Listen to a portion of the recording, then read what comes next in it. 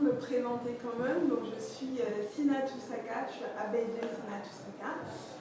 Je suis béninoise et je suis journaliste aussi, avec beaucoup d'amis, plusieurs. Il y a 4 ans, on a créé un collectif qui s'appelle IDEMI Africa. Notre collectif est né en quelque sorte de l'envie, en tout cas, de rendre les langues africaines plus visibles sur Internet. Nous nous sommes, on va dire, assignés plusieurs missions, dont celle que vous voyez à l'écran. Donc, grosso modo, il y en a 4. La première mission, c'est de veiller à l'intégration des langues africaines par les politiques africains. Et dans ce cadre, donc, on a réalisé une étude sur l'usage des langues africaines par les 54 pays africains.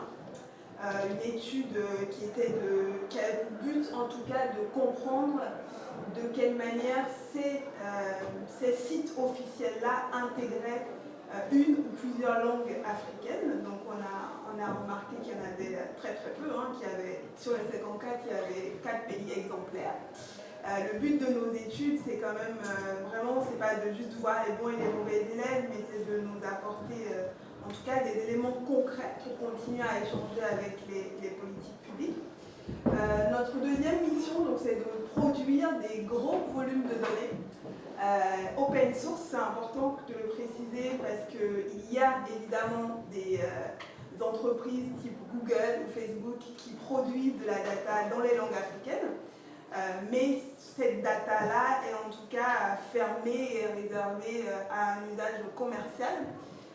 Donc nous, en tout cas, ce qu'on fait, c'est de travailler avec différentes associations, différentes personnes pour créer, en tout cas, des gros volumes de données dans les langues africaines et de les rendre, en tout cas, accessibles à tout le monde, à tous les développeurs qui souhaitent s'en emparer pour créer des outils concrets pour servir aux gens.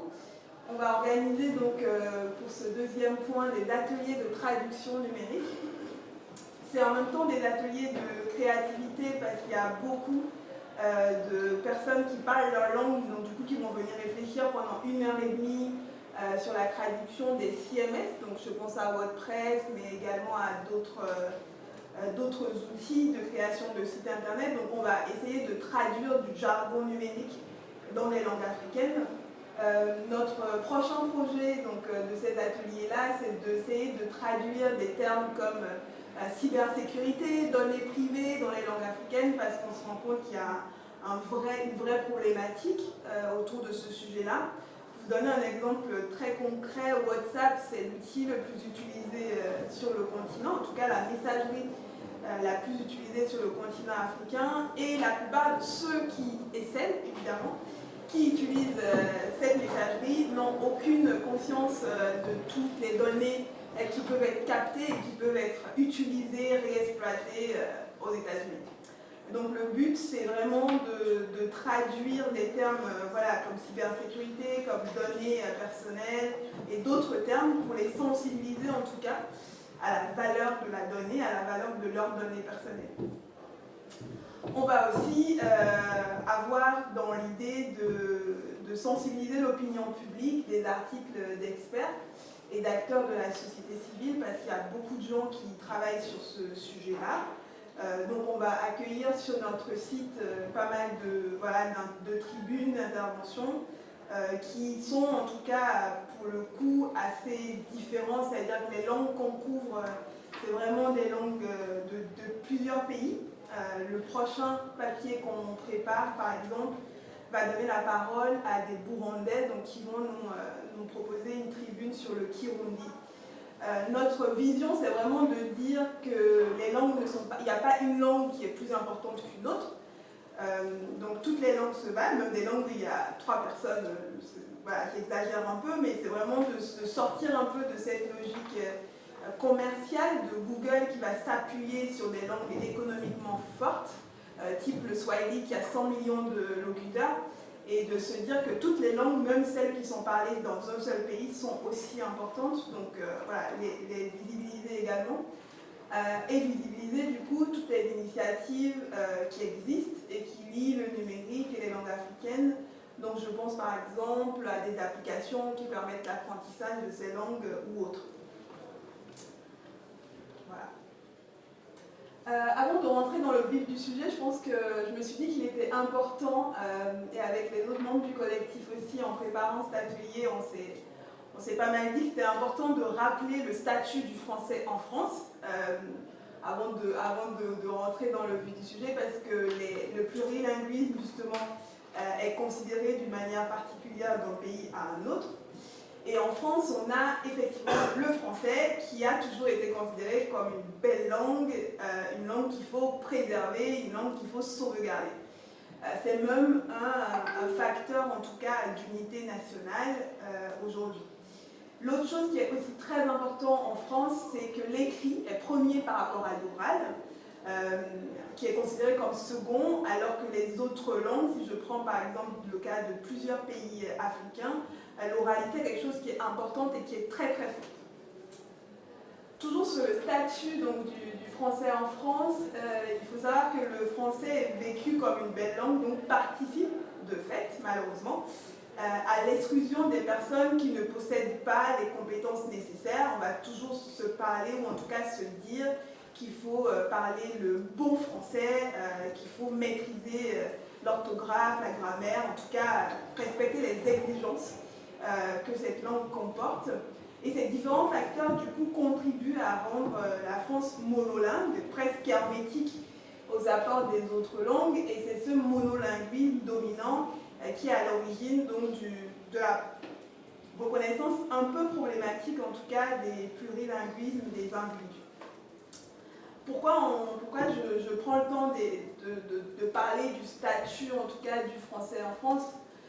C'est parce que la situation des langues, en tout cas sur le web, est assez liée à la situation des langues dans la vraie vie. Donc le web n'est pas un espace à part. Ce qui se passe sur le web, c'est aussi très lié à ce qui se passe dans le monde réel, parce que le web, c'est le monde réel, évidemment. Alors, donc, il existe d'abord, il faut savoir qu'il y a des langues qui sont socialement ou économiquement plus prestigieuses. Et donc, du coup, il va y avoir d'un côté le bilinguisme de masse et le bilinguisme d'élite. Pour vous donner un exemple très concret, aujourd'hui, il y a beaucoup de gens qui vont aller apprendre le chinois, par exemple, parce que c'est une langue qui va ouvrir des opportunités économiques. Et il y a de moins en moins de gens qui vont, en tout cas, aller vers des langues un peu plus minoritaires, alors qu'elles sont, en tout cas, dominantes au sein d'une partie de la population française. Okay. Pour aller de façon un peu plus large, du coup, ce que j'ai oublié de vous préciser tout à l'heure, c'est que on va parler d'allophonie, mais du coup, l'allophonie, c'est quoi? L'allophonie, c'est, on considère qu'une personne est allophone quand elle est sur un territoire et que sa langue maternelle ne correspond pas à la langue officielle, en tout cas du pays, du territoire dans lequel elle réside. Mais voilà, aujourd'hui, je vais surtout vous parler donc de fracture numérique, linguistique et de ses enjeux. Et donc, quand on rentre du coup dans le vif du sujet, il faut savoir que les recherches en anglais rapportent également entre 4 et 5 fois plus de résultats qu'en arabe, par exemple. Et sur les 300 éditions à peu près de Wikipédia, l'anglais est de loin la langue la plus grande édition en termes d'utilisateurs. Et puis ensuite, il y a donc évidemment, s'il y a des langues dominantes, c'est qu'il y a des langues minorisées. Il y a une quasi-absence de tout contenu dans de nombreuses langues africaines, mais aussi des langues asiatiques.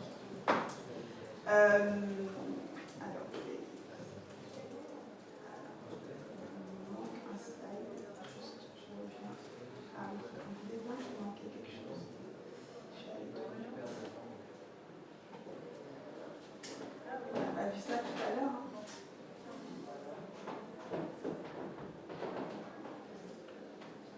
Voilà, il a sauté les slides. Il était masqué dans le slide. Ah, il était masqué. Ah, il a masqué les slides.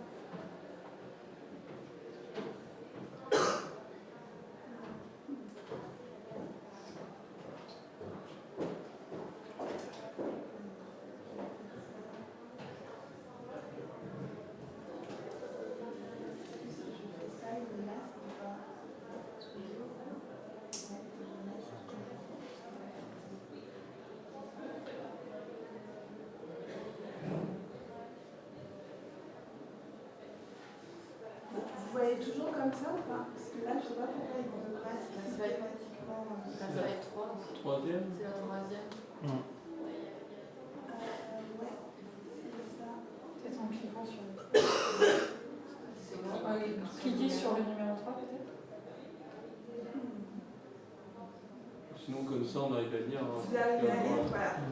Très bien. Alors oui, ça c'est une slide que du coup il a zappé, je me disais bien qu'il y avait un problème dans mon déroulé.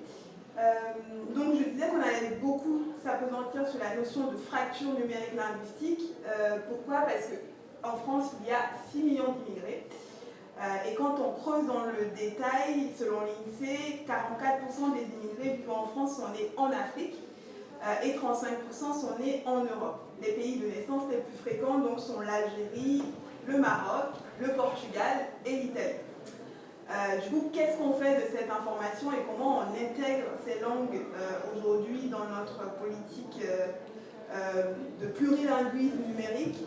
Il faut savoir qu'il y a une loi, je l'ai un peu découverte en préparant cet atelier, il y a une loi du 4 août 1994 relative à l'emploi de la langue française et de ses textes d'application qui prévoit que les services de l'État ou les établissements publics, placés notamment sous la tutelle du ministère de la Communication, doivent traduire leur site internet en au moins 2 langues étrangères. Considérant que voilà, l'Internet constitue un outil privilégié d'accès des non-francophones à l'information administrative et aux politiques publiques. Donc le plurilinguisme sur les sites publics français demeure très très inégal, évidemment à cause de la rareté des structures de traduction dans les ministères. C'est quelque chose qui est assez important. Quand on regarde qui sont ceux qui respectent cette loi, en tout cas le site du Premier ministre est en 5 langues, le site du ministère des Affaires étrangères est en 4 langues, et il n'y a aucun site public en arabe, alors qu'on a bien vu qu'il y avait 6 millions d'immigrés en France et que la plus grande partie, en tout cas, venait d'Afrique. Autre résultat de cette petite recherche, c'est que dans le domaine de la recherche publique, par exemple, les sites ne proposent en général qu'une seule langue étrangère, c'est-à-dire l'anglais, évidemment. Et du coup, qu'est-ce que ça crée? Pourquoi je vous parle de ça et pourquoi nous, on existe? On considère que dans le monde, il y a à peu près 7000 langues et la première langue utilisée sur Internet, donc c'est l'anglais. Au milieu des années 90, l'anglais représentait 80% du contenu sur le web. Aujourd'hui, on n'est pas très loin puisque seulement 10 langues dominantes, seulement 10 langues en tout cas dominent Internet. Quelles sont ces langues? Donc il y a un tableau qui existe, hein. Vous voyez qu'il y a l'anglais, le chinois, l'espagnol, l'arabe, le portugais, le français, le japonais, le russe et l'allemand. Et qu'est-ce que cela dit? Ça dit que du coup la plupart des recherches en tout cas que vous faites sont massivement dans ces langues-là. Et que par exemple si vous cherchez emploi sur Google dans une certaine langue, les résultats peuvent être 10 fois supérieurs à une autre, ce qui est quand même problématique. En gros, on a accès à un web en fonction de la langue qu'on parle. Pour nous, c'est un enjeu assez important à rappeler aux gens parce qu'il y a beaucoup de gens qui l'oublient.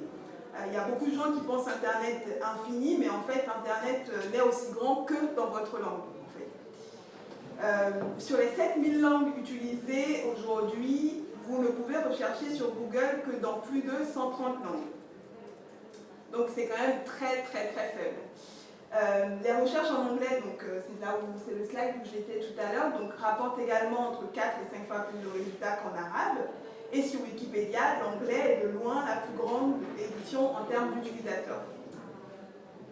Qu'est-ce que cela crée? Donc du coup, il y a d'énormes vides d'informations dans les langues non dominantes, où les gens, les lieux, les cultures sont engloutis dans l'obscurité. Et quand on parle de langue dominante, concrètement, on parle des langues des pays occidentaux, hein, des pays développés, des pays du Nord, des pays les plus riches, qui se définissent en grande partie eux-mêmes, et les pays pauvres qui se définissent en grande partie par les autres. Parce que la plupart des contenus qui existent dans les langues africaines notamment sont produits ailleurs, concrètement. Donc cela crée évidemment une inégalité en matière d'information et de représentation aussi. Je vais charger mon ordi avant que tout ça ne s'arrête.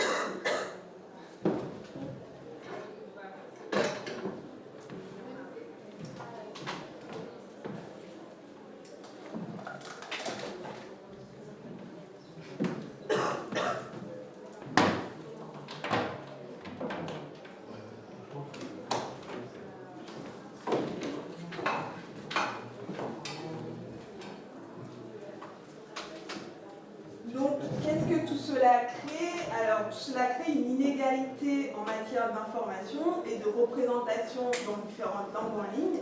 Et cela peut évidemment affecter notre compréhension des lieux et même la manière dont nous y agissons. Je disais tout à l'heure que les pays pauvres se définissent en grande partie par les autres parce qu'il existe, je disais aussi qu'il y avait 80% du contenu qui existe dans les langues occidentales. Donc les autres, on peut considérer qu'il y a un peu de langue africaine, mais le peu de langue africaine qui existe, concrètement, c'est quoi? C'est du travail de recherche, donc c'est des experts, des linguistes américains ou européens qui vont faire un travail de recherche sur le Swahili, par exemple, et donc vont produire des volumes de données. Donc ça reste quand même dans le regard de l'autre. Voilà.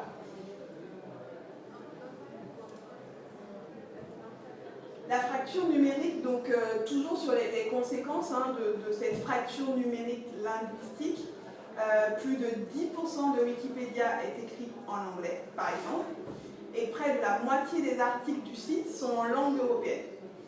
5% du monde parle, on considère que 5% du monde parle anglais, en tout cas c'était les chiffres il y a quelques années, en tout cas en langue, on va dire en langue maternelle. Aujourd'hui il y a beaucoup plus que 5% évidemment, mais le fait que le web soit majoritairement en anglais crée une sorte d'homogénéisation culturelle, et cela évidemment va jusqu'à les réseaux sociaux qui sont des espaces aujourd'hui très très importants pour nous, de notre activité numérique. La plupart des gens, quand on leur demande qu'est-ce qu'ils font sur Internet, ils disent en grande partie on va aller sur Facebook, on va aller sur Google. Donc c'était important aussi pour nous de regarder la politique des réseaux sociaux en matière d'inclusion linguistique. Récemment, Facebook a été très critiqué pour ne pas employer suffisamment de locuteurs natifs pour surveiller le contenu dans les pays où il compte des millions d'utilisateurs. Et au Myanmar, par exemple, l'entreprise n'a eu pendant des années qu'une poignée de locuteurs birmans, alors que les discours de haine proliféraient. En gros, il n'avait pas assez de personnes pour modérer en quelque sorte les discussions.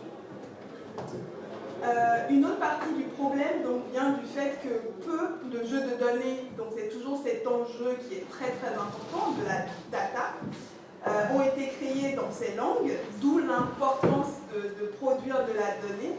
Et donc, ils ne sont pas adaptés aux intelligences artificielles qui sont très présentes sur les réseaux notamment. Et les algorithmes de Facebook, toujours pour rester sur ce cas-là, sont formés principalement en anglais, ne s'adaptent pas à toutes les langues. Et donc, forcément, cela rend très difficile la capacité pour le réseau social de pouvoir modérer, de pouvoir identifier des discours de haine dans le pays. Ce qui fait qu'on a des conversations entières sur Facebook qui ne sont absolument pas modérées. Il y a un chercheur qui est très connu sur la mort numérique des langues, il s'est spécialisé sur ça. Alors moi, je l'ai traduit en mort numérique des langues, mais en anglais, c'est plus joli. Qui prédit que 95% de toutes les langues utilisées ne gagneront jamais en popularité en ligne. Alors, il faudrait quand même que j'explique de quoi il s'agit. Alors, András Kornai, il a fait une grande étude pour mesurer quelles étaient les langues vivantes ou mortes en ligne. Et il a remarqué que, alors déjà, il a défini des critères qui permettent de dire si une langue est morte ou pas en ligne. L'un des critères, c'était de voir qui remplissait les pages Wikipédia des langues. Et donc, si les pages étaient rédigées par des locuteurs natifs, en grande majorité, alors du coup, ces langues avaient une chance de pouvoir exister, ou en tout cas survivre en ligne. Et il a remarqué que du coup, la majorité des langues aujourd'hui, même des langues vivantes dans la vraie vie, je prends le cas du Swahili par exemple, en fait, sur Internet, elles sont mortes parce qu'il n'y a pas suffisamment de contenu, parce que les pages Wikipédia sont écrites par des personnalités en dehors des locuteurs natifs. Évidemment, il y a d'autres critères. Mais c'est une phrase qui, en tout cas, alerte sur l'avenir, en tout cas, des langues sur Internet. Pour préparer cet atelier avec le collectif, on a interrogé un échantillon non représentatif de personnes en situation d'allophonie et d'illectronisme en même temps, parce qu'on considère que la fracture numérique, en fait, linguistique, concerne des personnes à l'intersection des deux, à l'intersection de l'allophonie et en même temps concernées par l'électrolyse.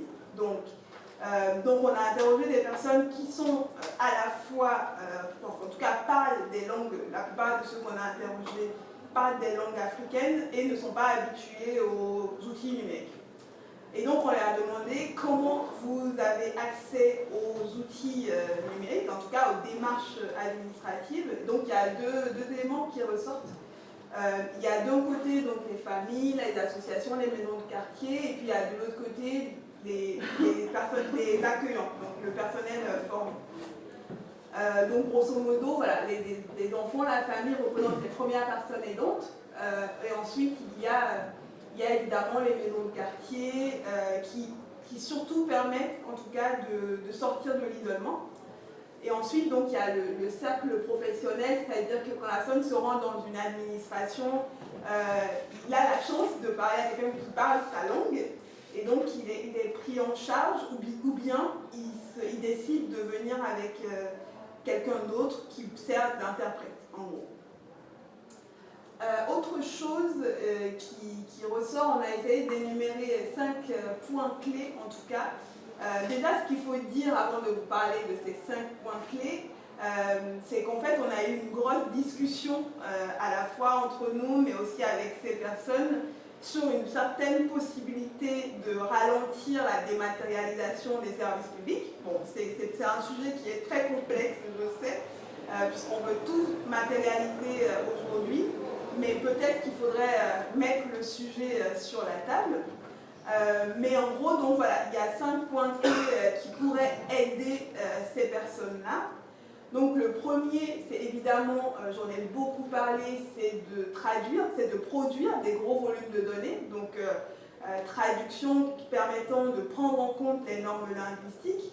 Ça permet aussi de produire du savoir pour des populations dont les langues sont digitalement mortes.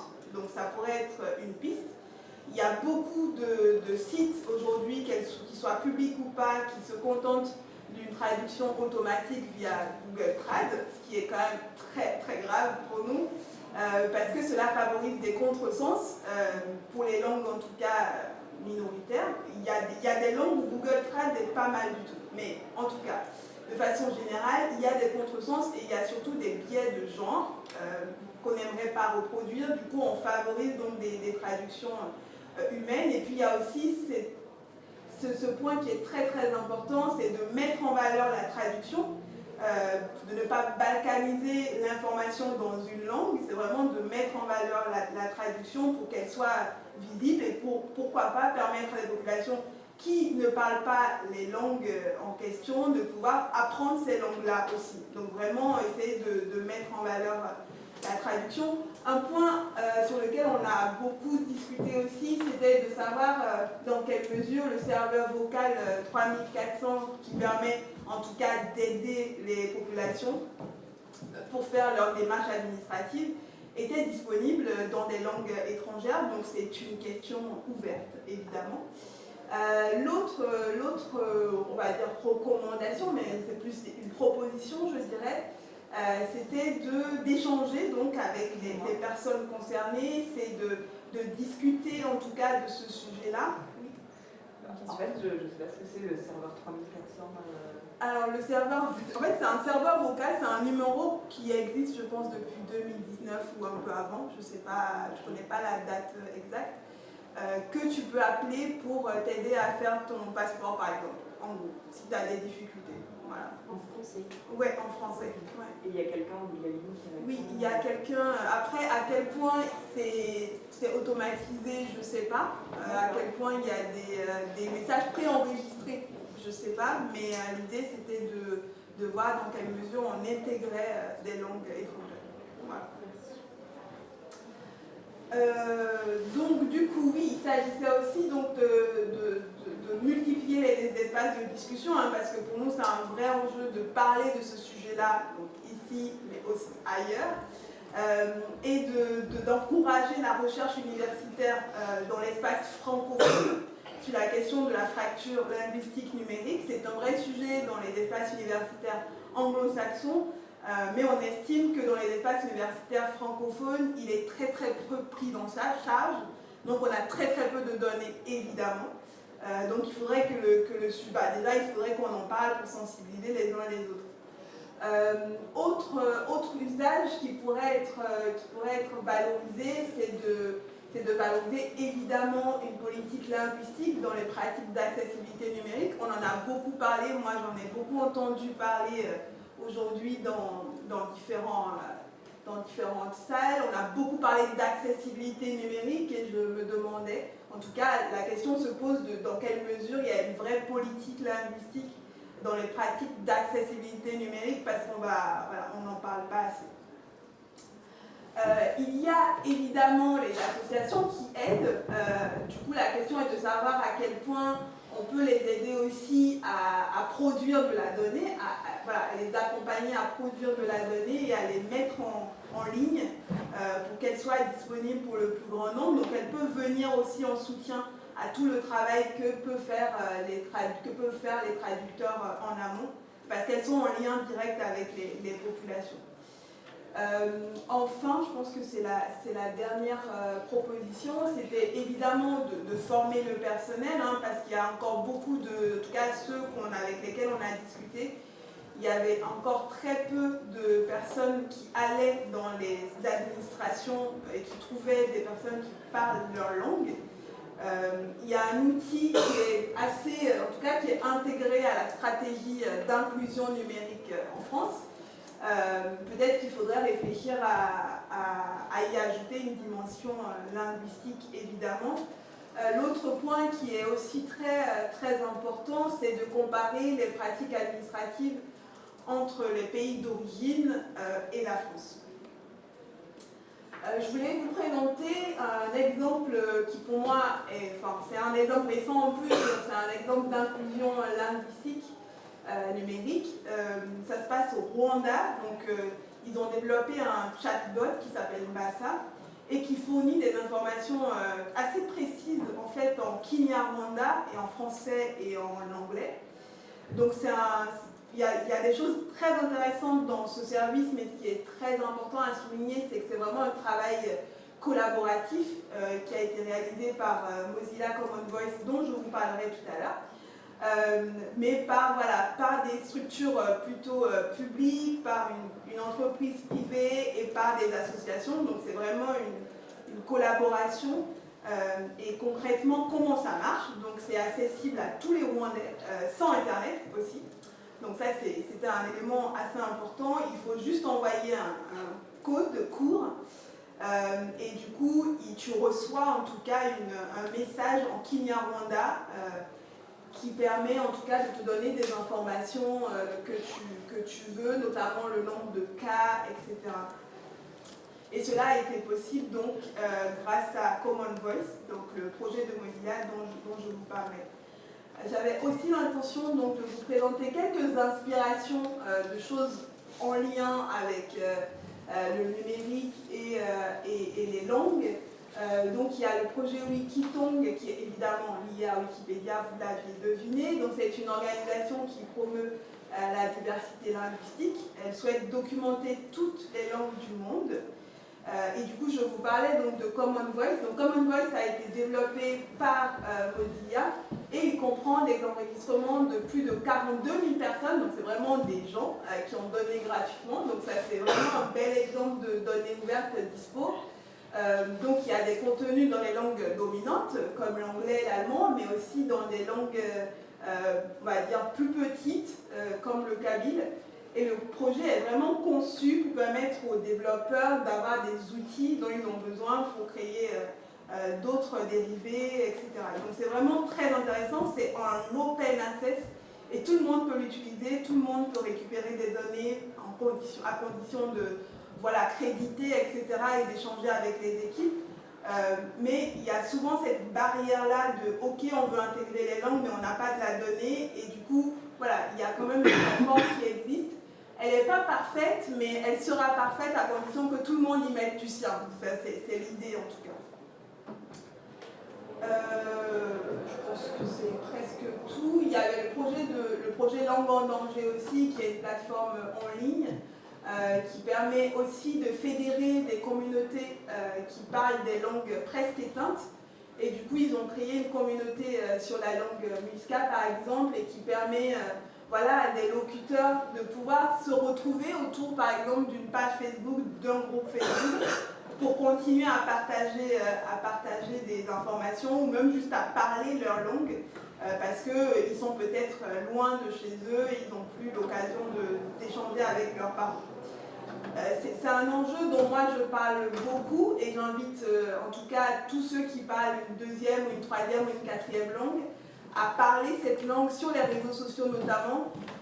Je vais beaucoup inviter des personnes qui parlent le Wolof, le Yoruba à vraiment inonder les réseaux sociaux avec ces langues-là.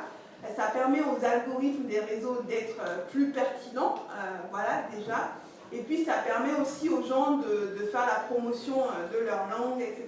Donc c'est un travail qui peut être individuel. Enfin, déjà, si vous parlez une deuxième, une troisième ou une quatrième langue, n'hésitez pas, évidemment, il faut que les autres y comprennent aussi, hein, mais n'hésitez pas à l'exprimer, ça compte vraiment. Je voulais finir par des points très clés qui peuvent ouvrir des perspectives.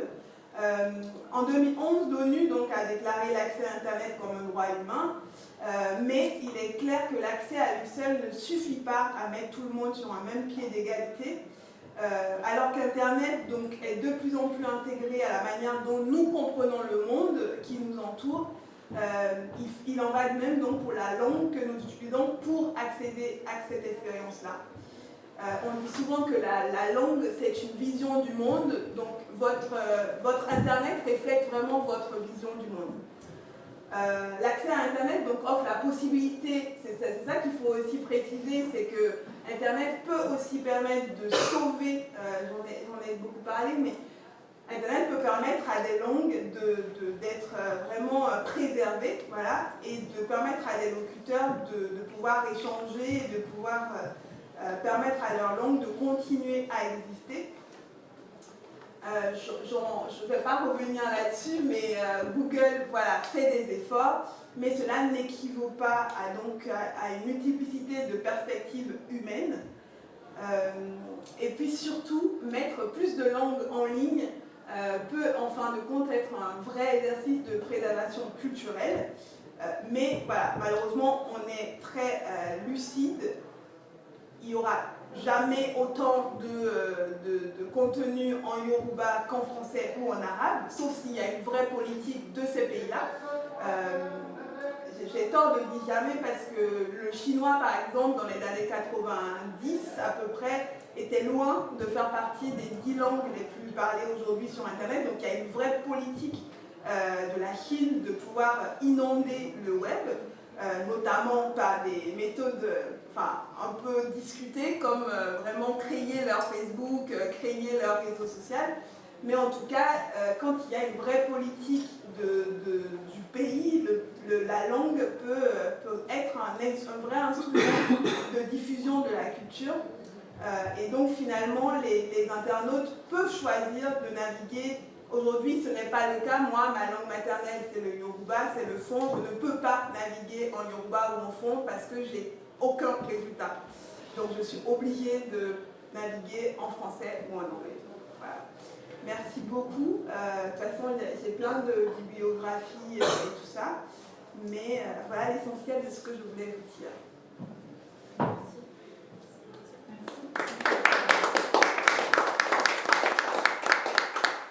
S'il y a des questions, des choses, on peut discuter, on a le temps.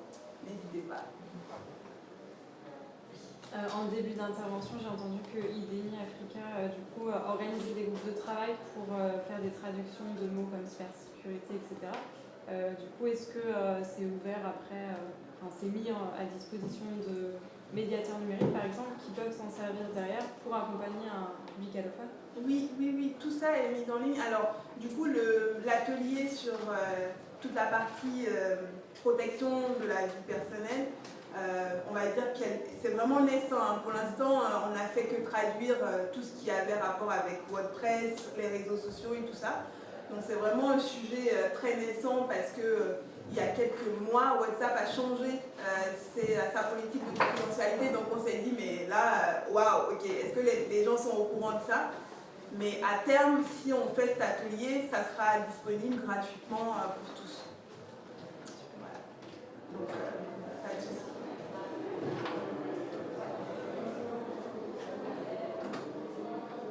N'hésitez pas, hein, s'il y a des choses qui n'ont pas été très très claires, je suis là. C'est une question de base, mais si on peut redéfinir ce que c'est que allophone. Alors, allophone, en tout cas tel que moi je l'entends, c'est quelqu'un dont la langue maternelle n'est pas la langue officielle dans le pays, en gros. Voilà. Mais ce que je disais aussi, c'était que les gens, en tout cas qui sont concernés par la fracture numérique linguistique, c'est des gens qui sont à la fois à l'intersection de l'électronisme et de l'allophonie, mais donc du coup il y a un enjeu d'inclusion de ces personnes-là. Mais quand on parle de fracture numérique linguistique, ça peut aussi concerner des personnes qui maîtrisent très bien les outils numériques, comme moi, mais dont la langue maternelle n'est absolument pas représentée. Donc là, il y a un enjeu moins d'inclusion, mais plus de représentativité ou de visibilité. Voilà.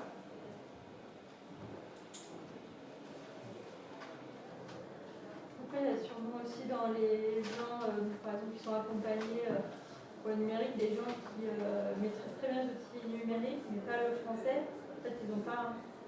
Et du coup, ils vont rentrer par le prisme inclusion numérique et on va les recevoir parce que oui, ils sont en galère sur le site de la CAF. Mais c'est pas juste. C'est un problème de langue, c'est-à-dire que le jargon administratif, c'est l'interface, mais ils sont hyper à l'aise avec les outils. Et je ne sais pas si dans les. Tu disais quand vous avez rencontré des gens, est-ce que vous avez rencontré des gens qui étaient dans cette situation-là, qui n'avaient pas un problème avec l'informatique? En tout cas, c'est pas ressorti. Après, ils n'étaient pas très nombreux, hein, mais c'est pas quelque chose qu'on a remarqué qui était très marquant, on va dire. Il y avait plus de gens qui, en tout cas, n'étaient pas du tout à l'aise et ne parlaient pas la langue, en gros. Donc, ils étaient vraiment les deux. C'est barrière linguistique plus en plus, voilà. Mais je pense que ça doit exister. Après, il y a un vrai travail de vulgarisation de à quel point les sites administratifs, en tout cas de services publics, sont très clairs ou très lisibles pour ces personnes-là. Oui, complètement.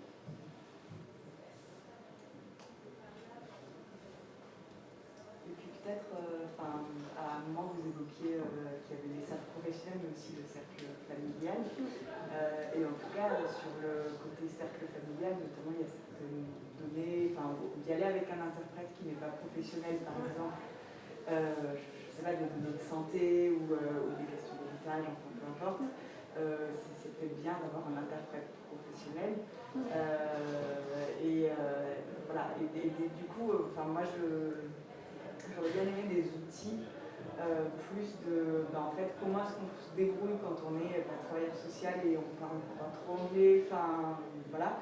Est-ce qu'il existe des outils, ou même quand on est médiateur numérique, pour faciliter en tout cas l'échange avec une personne qui ne parle pas notre langue? Oui, alors c'est en tout cas aujourd'hui, moi j'en ai pas trouvé beaucoup. Mais ce dont je parlais, attends, faut que je retrouve le slide, c'est que pour les personnels de santé par exemple, il y a une carte sonore en gros, ou déjà, parce que déjà il faut savoir quelle langue la personne parle. Et du coup, il existe une carte sonore qui permet déjà de déterminer quelle est la langue, et puis ensuite, en fonction de la langue, tu pourras demander dans ton service s'il y a quelqu'un qui parle ou non cette langue.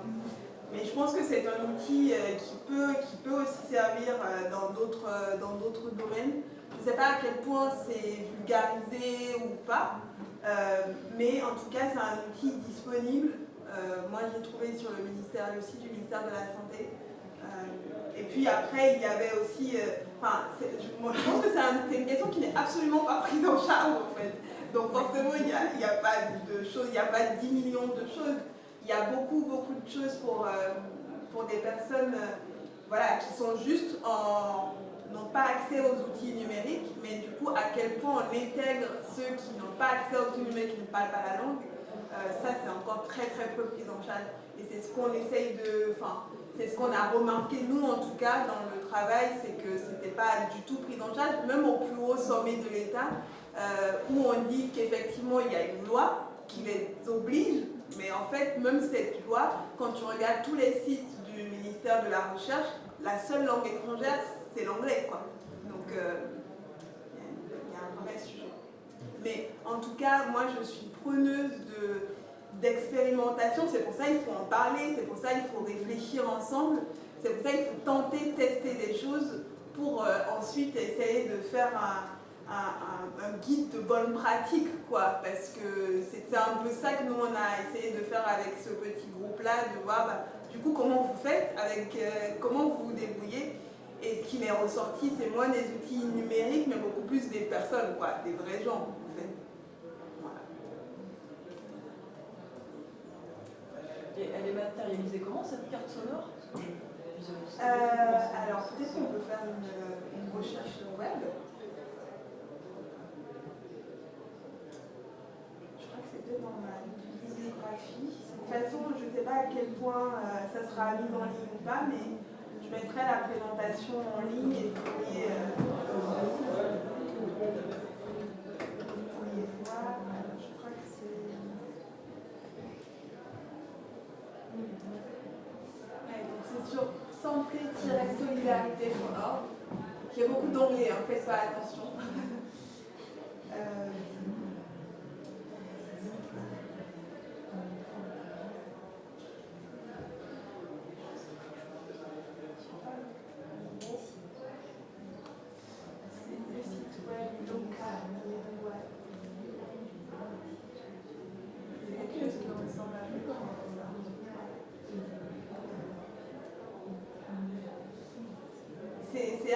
Je trouve qu'il y a quand même pas mal de langues. C'est quoi? On enregistre la personne et ça détecte sa langue. Alors concrètement, on va faire un essai, mais en gros il y a des sons et puis du coup tu peux comparer, quoi. La personne te dira à peu près, je pense que la personne te dit quand même d'où il vient, tu vois, au moins pour que tu puisses checker, quoi. Sinon tu peux pas.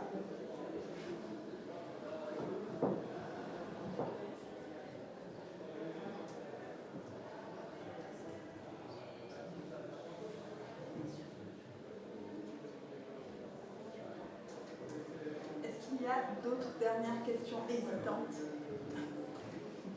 Il n'y a pas de questions, mais il ne faut pas hésiter.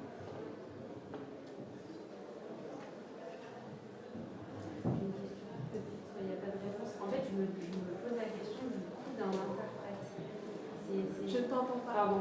Le coût d'un interprète. Ça dépend de la langue. Ce que moi je sais, c'est que plus la langue est rare, plus c'est cher. Ok. Voilà. C'est tout ce que je peux dire. Mais ça dépend de la langue. Après, il y a des interprètes qui vont faire valoir leur expérience aussi avec le public. Plus ils ont l'habitude de travailler dans des services publics, plus ils vont... plus c'est cher, quoi. Moins ils ont d'expérience, moins ils vont se valoriser.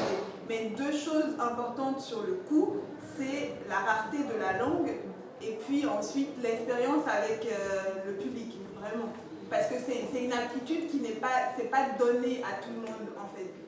Vraiment travailler, moi je connais beaucoup d'interprètes qui travaillent avec des personnes migrantes, par exemple, et puis c'est vraiment un exercice où, de toute façon traduire c'est trahir, hein. Donc c'est quand même un vrai exercice, quoi. C'est pas juste du mot à mot, c'est vraiment essayer de faire entendre l'émotion, essayer de faire entendre aussi certains biais de la personne et tout ça.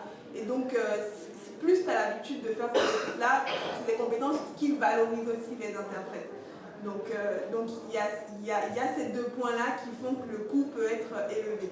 Mais de toutes les manières, peu importe l'outil numérique, rien ne vaut une interprétation humaine. Enfin, moi, en tout cas, j'en suis persuadée. Voilà.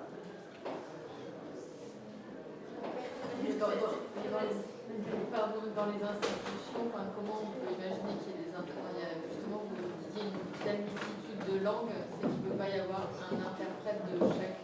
Non, pas du tout. Mais ce que je montre aussi, c'est que quand on prend les populations étrangères, enfin, je disais qu'il y avait 6 millions d'immigrés en France, la plupart venaient des pays africains. Quand on prend l'arabe, déjà s'il y a des interprètes en arabe, qui n'est pas une langue rare, donc c'est pas le truc le plus cher, il y a plein de gens qui parlent arabe, ce serait déjà un bon début. Après, il y a d'autres pays qui sont marquants, hein. Il y a toute la partie, et puis ce qui est aussi très intéressant, c'est que c'est des langues qui sont transfrontalières. Quand tu prends le bambara, typiquement, le bambara est parlé sous différentes formes, mais autant au Mali qu'au Burkina, un peu en Côte d'Ivoire aussi. Donc il y a aussi, enfin, une langue, c'est pas un pays, c'est pas vrai. Il y a une langue, si je prends le Yoruba c'est un peu au Bénin, un peu au Nigeria, enfin beaucoup au Nigeria, un peu au Togo, donc c'est vraiment essayer de brosser les populations qui reviennent le plus, quoi. Ouais. Et peut-être pour les institutions, par exemple, moi je travaille au département de la Seine-Saint-Denis, on a des marchés avec des interprètes et nos partenaires, par exemple ceux qui accueillent les services sociaux, ceux qui accueillent les personnes avec atteinte du RSA, peuvent utiliser ce marché. Donc ça veut dire que ce n'est pas la structure qui paye, mais c'est le département qui finance, c'est notre marché, pour justement les structures qui accueillent des films. Je ne sais pas si ça se fait dans d'autres collectivités, mais là où il y a des enjeux linguistiques forts, c'est probable qu'un département, une région, peut-être fasse aussi.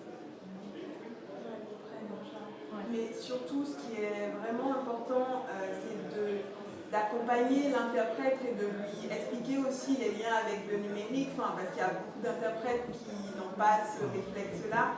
Et moi, j'encourage vraiment à essayer de produire ensemble de la data pour vos sites, quoi. Vraiment essayer de au moins rendre les sites multilingues. C'est un enjeu à la fois d'accessibilité, mais c'est aussi un enjeu de visibilité pour ces langues-là.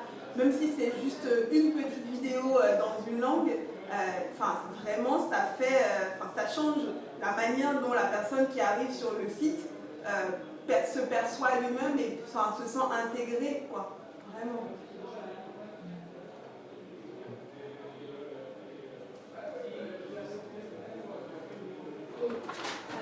Je pense que c'est limité, mais quelle est la place de la gestuelle dans la communication? Je pense que ça dépend du service en question. Pour la santé, c'est très bien, mais après, quand on veut aller un peu plus en profondeur dans la discussion, c'est très très limité. Enfin, je ne comprends pas la langue des signes, donc je ne sais pas à quel point ça, parce que c'est quand même très gestuel la langue des signes, mais en tout cas, c'est très très limité. Ceux qu'on a interrogés n'ont jamais mentionné ce fait-là. Mais ça, une fois encore, ça dépend du service. Je pense que quand tu es malade et que tu vas à l'hôpital, il suffit de faire ça et la personne y comprend que tu es malade. Mais après, quand tu veux dire je veux accéder aux emplois, à tel emploi par exemple dans tel domaine, c'est très compliqué d'expliquer tes compétences en fait juste par la gestuelle. C'est très limité.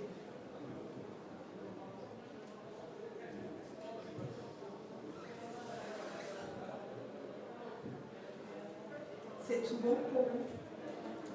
Du coup, merci beaucoup.